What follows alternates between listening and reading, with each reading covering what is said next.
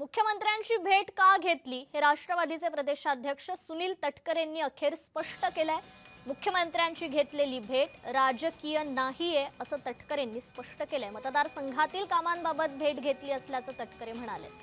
तर राजकीय भेट असेल तेव्हा सुनेत्रा वहिनींना मी सांगतो असंही तटकरेंनी स्पष्ट केलंय। तर जयंत पाटलांसोबत आमची भेट झालेली नसल्याचंही तटकरे म्हणाले।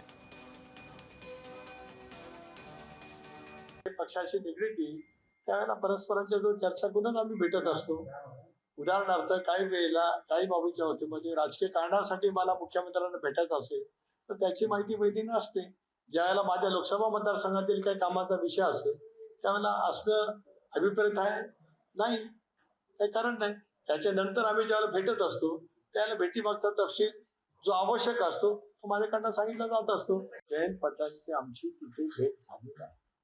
जयंत पाटील आले, आम्ही दोघे गेलो आणि अर्धा तासाची चर्चा झाली। ते कुठलं तर्क मला काय कळलंच नाही।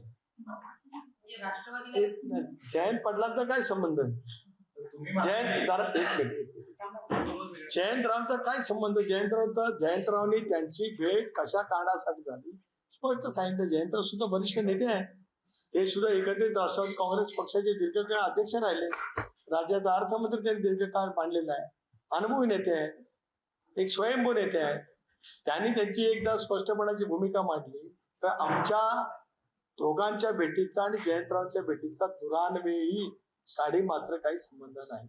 वारंवार स्वर्गीय दादा असताना विलिनीकरणाच्या चर्चा झाल्या, विलिनीकरणाच्या चर्चेचा अंतिम टप्प्यापर्यंत पोहोचल्या। मी अनेक वेळेला म्हटलो मला माहिती होतं, पण दुर्दैवाने दादांचं निधन झाल्याच्या नंतर विलिनीकरणाच्या चर्चाला पूर्णपणे विराम मिळाला।